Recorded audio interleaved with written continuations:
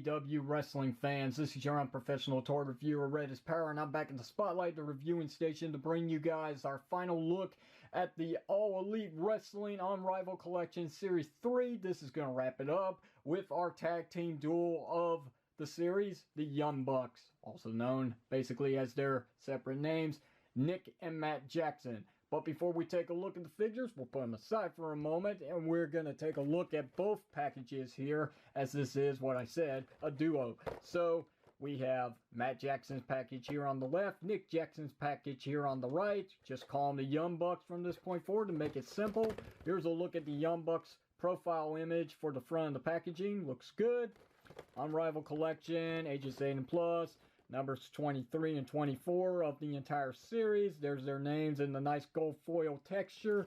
And then, of course, we've got AEW at the top of the packaging, which is surrounded by that lovely reflective gold foil package.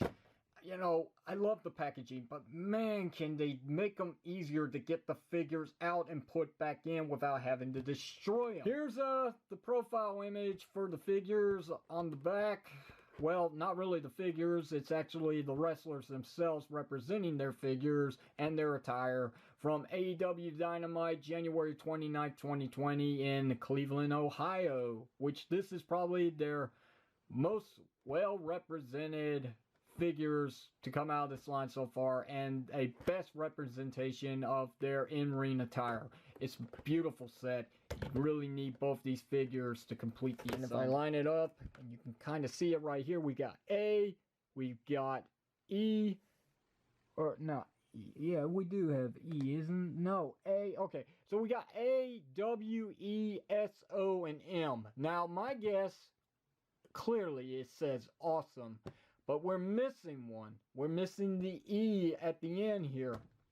So, does this continue into Series 4, or does this have something to do with the Chase figures? That's my guess. But, yeah, once again, that's awesome. AWESOM minus the E. So, there's something to show comparisons, especially when it's figures that really needed a new coat of paint. You know, I'm talking flesh here. So anyway, here's the original Series 1 Matt Jackson and Nick Jackson in their Elvis designed attire here, which is beautiful. Still is. It still pops, still looks good. The printing is still phenomenal.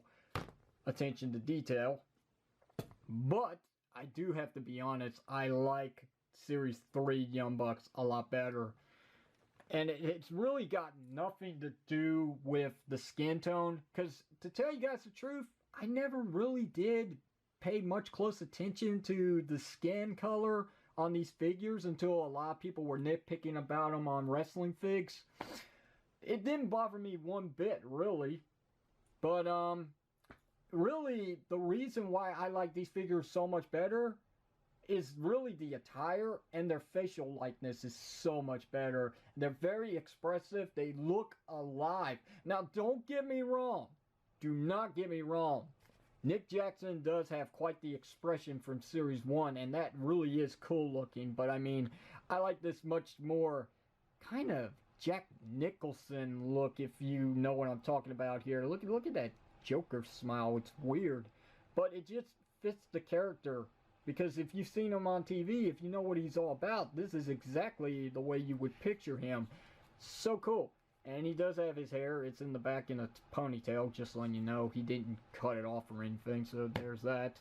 And I'm going to show you real quickly the problem with Series 1 Matt Jackson is that, while he does have that one eyebrow up in the air doing some kind of rock impression here, you know, it's okay. The figure doesn't look much alive. This is so expressive. He is screaming at you or his opponent. He is ready to charge into battle. Look at that. Look at the difference. It's so good. And especially the asymmetrical facial hair, which is what he did have. Look back at the match. He does have that. It's so good. It's just so and these good. Are the elite version of Nick and Matt Jackson. As clearly you can see, they have the elite printed all over their ring gear, and I love these. I forget what they're called, but these string bits that drape all the way down their shins to their shoes.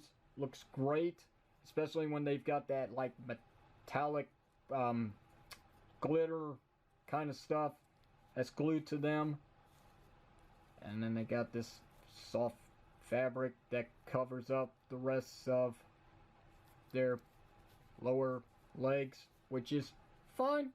It's fine. It just looks real good. I'm very impressed, just blown away by how much attention to detail went in to a simplistic design. It's just so good. They could have gone another route.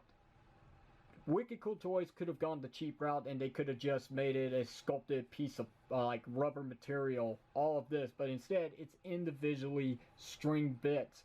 Yeah, it can get messy at times when you go about messing with them, but you can always, you can bring them back down to earth simply by brushing them a few times, a few strokes with your fingers, and there you go. Not too bad.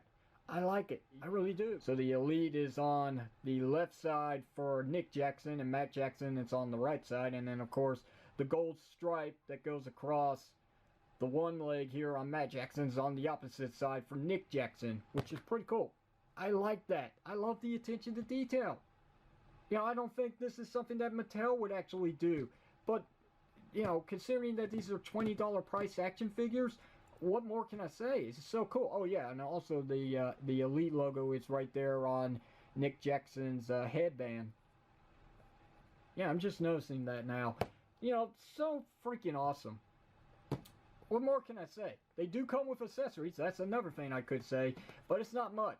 I mean, most of the budget went into what they did with the in-ring gear here. I mean, you get, obviously, their jackets that they came out with on the stage right here. No real difference between them. They're just one and the same here. They're not like posed in a different position. These string bits, which are actually just rubber bits of plastic here, they're not going and fanning in a different direction. They're one and the same. So is the tiger striping on the collar. It's one and the same. So you don't have to get them mixed up. You're not gonna have to worry about which one belongs to who. They're pretty much one and the same. As a matter of fact, I can show you real quickly on both my sets. The Elite, the eye has a scratch. I don't know if that's supposed to be there, if that's part of the design. I don't know, but it's in the same placement, so I'm gonna guess that yeah, that is actually based off of the real design, because even the E has a scratch right there, and there it is right there. So at first I thought it was like the paint rubbing off the back of the Elite logo, but that's not the case. Anyway, it's simple enough to actually get these on the figures. All you do is you just untab this side here, which again, they're one and the same, so even though their designs are on opposite directions for both of them, since these are the same jackets, they open up the same way, so there's something. Now, the way to get these on, once you open them up, you have to slide them across their arms, and sounds easy, right? But no, you have to take their heads off in order to do this, and I'm going to show it with one figure, and then I'll just jump cut and have the jacket on the other figure, and I'll just go ahead and do it with Nick Jackson. So we'll pop his head off now, and then we'll take his jacket, and we will put it in his arms here, and we will pop this section over the ball joint at the neck, and now we will tab this back together here, as this is how the figures were originally packaged. I took them off just because, and this is actually the first time I'm ever putting this back on the figure. Here they are together in their stage attire, and I was able to tab in the sides for Matt Jackson's, and it looks like it's coming undone now, and it did. Well, anyway, I had it for a little bit, but I think this is going to be a common problem. Like I said, they're just too rubbery, the tabs and the holes. They're just, yeah, it's not going to work as easily. if you want to keep these on, if you never want to take them off, my recommendation is that A, you never actually remove them to begin with, and B, if you do remove them and you want to put them back on permanently, glue them down. Glue them down. Just put some glue, super glue, the tabs or something, and then just pop them back in the holes and hope for the best that you don't get glue on anything else outside of just the tabs there. So anyway, that's just something. But I'm not that kind of person. It doesn't really bother me, even if it does look kind of weird from the side. It's fine. We have the standard ball joint and the hinge joint at the neck. And the articulation is pretty much one and the same, so I'm just going to show off Nick Jackson's. So we got the pin disc shoulder joint. We've got the rotation as well. We've got bicep swivel cut, double jointed elbows. We've got wrist rotation, a hinge joint for inward and outward movement at the hands, upper ball jointed torso. We've got the ball joint at the waist section as well, which is hindered by the jacket, obviously, but that's fine. That's cool. We got ball jointed hips, which due to the bulkiness and the mass going on here, you're only going to get about that much. It's not even 90 degrees, but that's fine. We'll have other figures. They'll probably improve on that. We've also got that much going back, which is 0. We've got a bit of a split, not full JCVD, but good enough. We've got a thigh swivel cut that kind of breaks up the logo of the Elite, kind of, sort of. And then we've got double jointed knees, which on my figures have never really been messed with, so there you go.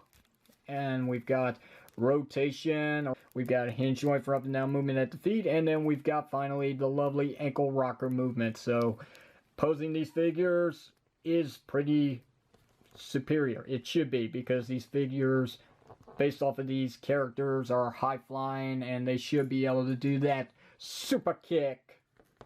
So anyway, that's the Young Bucks 2.0, if you want to call it. There isn't anything else to really explain here and to show off, but we'll go ahead and do the size comparisons with the rest of the line just to finish things off here once and for all. So here is Orange Cassidy, and bring in Darby Allin. I'm going to bring in Pac here. And finally, here's Rio, which we're just going to have to put in the front since she's pretty small anyway. That's our series as a whole here, unless you can find the Chase figures, if you can even afford to pay for them, if you can't find them in stores, obviously. You know, it's a really cool series.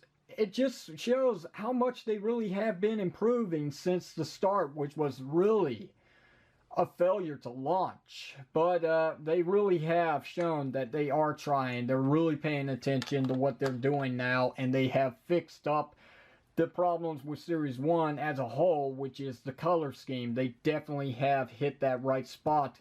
Just continue to improve on this line, give us more releases, try to slow down a little bit, don't do way too much here. I mean, not everybody's made of money here, especially yours truly here. Anyway, that's going to do it here. We're going to go ahead and wrap it up now. Questions or comments, you know what to do. Hit it down below in the comment section of the video. If you like today's Spotlight review, hit the thumbs up button. Don't forget to give me a sub up. If you didn't like it, hit the thumbs down. Don't forget to throw in the towel. And until then, this is Red's Power signing off saying thanks for watching this and fare thee well. So long, goodbye, and get out. Thanks for watching.